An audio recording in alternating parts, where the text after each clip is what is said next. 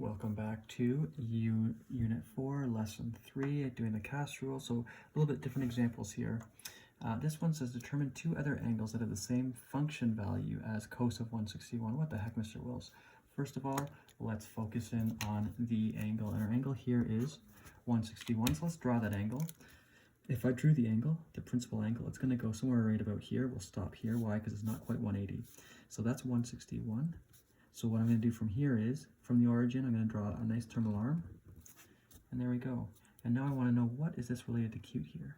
If this is 161, I want to get to 180. So this angle here must be 19. So I know my alpha is 19 degrees. Well, how does that help me? Well, this also helps me because my terminal arm's here, and I'm using cos, C-A-S-T. Is cos positive or negative here? Well, I know cos of 161 is negative. Why? Because it's in the sine quadrant. Where else is cos negative? So cos is negative here, but cos is also negative here. So guess what I'm going to do? I'm going to draw another terminal arm. Kaboom! There it is. What's your related to cute, Mr. Wells? Same as here, 19. So I know cos of 161 is also equal to cos of, well, 180 plus 19, so cos of 199. And if you don't believe me, try on your calculator, but this will always work. So I have this, I got my related to cute first.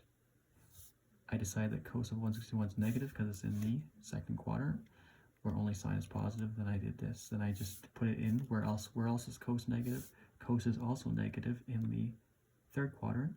So I drew a terminal arm, found the related to cute, boom. So there's my first answer, answer number 1. Here it is, I'll put it in nice green color. What's answer 2? Well, answer 2 is this. And normally if I was in a classroom, I would do this, but unfortunately we're not in a classroom right now. I would spin and do a 360 degrees. What happens if I spun and did 360 degrees? I land exactly where I was before.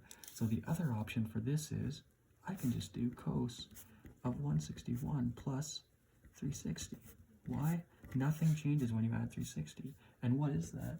That is cos of, let's see if I can do my math right here. Pressure's on. I believe it is 521. And if you did cos of 521, you will also get it equal to cos of 199, which is also equal to cos of 161. So the first one here, I used cast. And then here, I used the principle of adding 360. If you add 360 to any angle, you're going to go back onto itself, and you're going to be there. All right, example 6. Trying to make these videos too long. The terminal arm lies on a point 2, -4, and that's point P. So let's actually plot that. There we go, 2, -4, point P. Find sine theta, cos theta, and tan theta. What the heck? This is a Cartesian plane. You're asking me to find sine theta, cos theta, and tan theta? Absolutely. Because I can actually make a triangle, right? The terminal arm goes through this point. So I can draw from the origin. Terminal arms always start from the origin, going up to that point. Not bad, not bad. Sometimes I even impress myself. So that right there is my terminal arm. But I know these two lengths, right? This is my triangle. I can create a nice triangle here, always off the horizontal to my terminal arm. I know this length is 2, this length is 4. Yes? Beautiful. All right. So now it wants me to find sine theta, cos theta, and tan theta. Well, let's call this here, always starting from 0.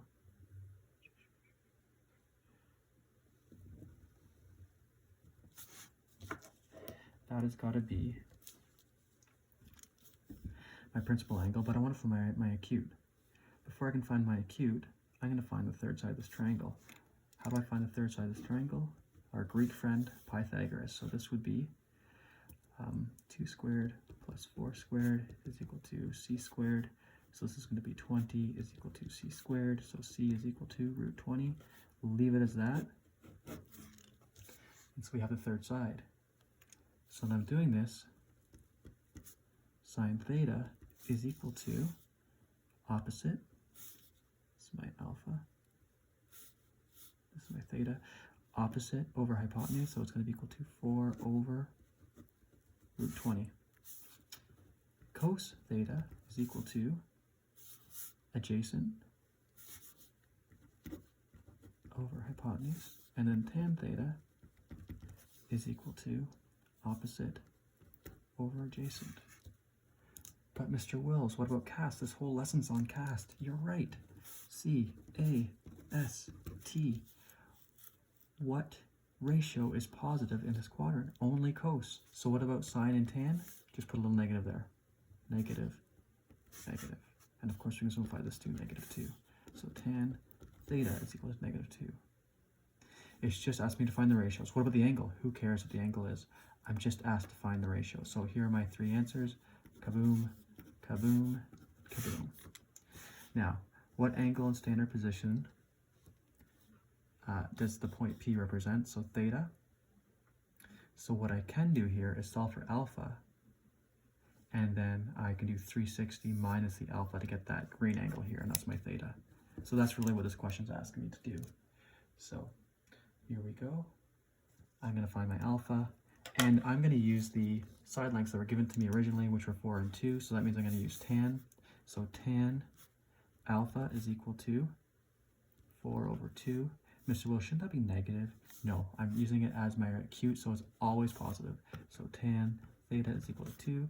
So alpha is equal to, sorry, I said theta, there's alpha. Alpha is equal to tan inverse of 2. So alpha is equal to approximately 63.4 degrees. So theta, let's do this in green.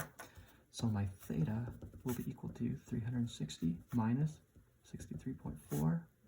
Why again? Because if that's 63.4, then this angle here is going to be, if I did a full rotation, it'd be 360, but I'm going to take that away. So my theta will be equal to 296.6 degrees.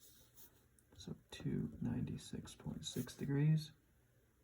I don't know what I have there. Oh, sorry, that should be alpha. Anyways, I don't need that part. And that is the lesson. I apologize for the length of that video. A bit long, but lots of good stuff going on there.